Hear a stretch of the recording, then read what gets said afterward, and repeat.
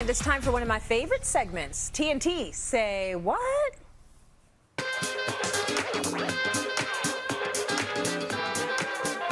Okay, I'm here with Tracy P, and this is the segment where we just riff on whatever we feel like, because why not share our opinions with the world, right, T? I will start. Why not? I'll start, but here's the topic. We've all heard the saying, no one will love you until you love yourself first. But is that true? And could it even be damaging?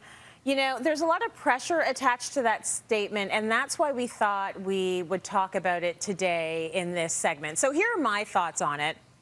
I think telling people that, you know, you're never going to find the love of your life until you are 1,000% happy with yourself, it's a little much. I think that there are folks that have been through trauma, like childhood trauma. They could currently be going through trauma. They have had significant loss. Maybe they, like all of us, are works in progress. We're all working on, you know, this journey called life. And I think that saying that you're not going to get that partner in your life until you're 100% in love with yourself, it might be a little bit too high of a litmus test. That's what I would think. Now, on the other hand, you and I, T, had a chat about faking it till you make it, which we're both really good at. If you have major issues with yourself, you could end up going into a relationship where you feel like that person is sort of plugging the holes that you should be plugging in yourself, and that also can be dangerous. So the litmus test is too high to say you have to 1,000% love yourself at all moments of the day and time, and like we're all on a journey. On the other hand, do have a good relationship with yourself, because if you don't, you know, and you get with someone else, you could find that things are not as healthy as they could be. What do you think, T? This is where I'm going to lay down like on a couch at a therapy session, because this one hits a little too close for home, this topic. So I'm just going to lay down here for my little therapy session. I do think there's a bit of truth, a bit, an insy-pincy, teeny bit of truth to what we were saying, because I do agree with the faking it till you make it. If you don't love yourself, you can get yourself not only bad romantic relationships, but friendships and family relationships. It's just not a good thing. But I have a problem with when people say, if you don't love yourself, you're not going to find love, because I still have not found the love of my life.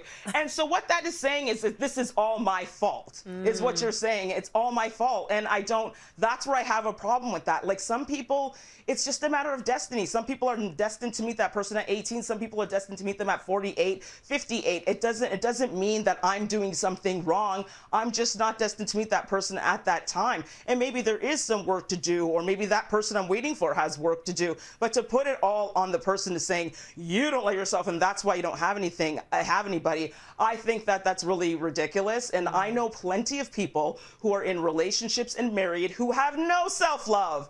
So it's like this implication that if you have gotten married, somehow you figured out something that I haven't figured out. Nah, I'll even go one step further. There are people who didn't love themselves, or they were going through a really rough time, like you said. They've had trauma in their lives, and they find a good person who loves them through that. So that's not true that if you're not at that place, that you can't meet someone good who sees good in you and loves you through that, and you get to the other side. I don't know why we do this in life. Why do we always blame the person? I think maybe it's easier for us to just say, you know what, you're doing something wrong. That's what's going on. It's just easy. I think it's an easy excuse for us to say it's on you. It's not right. And like I said, sometimes maybe the person I'm waiting for has work to do. Maybe I'm not destined to meet them until they're ready. It doesn't mean something was wrong with me. It also could just mean that you have standards. I have standards. So some people might say that's picky, but like, listen, doesn't mean that I don't love myself. Believe me, I love myself. I know it. I know you do. So listen, you can get back off of the couch. The therapy session is done. Love your views on that. How much do I owe you, Tracy? How much do I owe you? We'll discuss it during commercial break. Thanks, T. As always entertaining.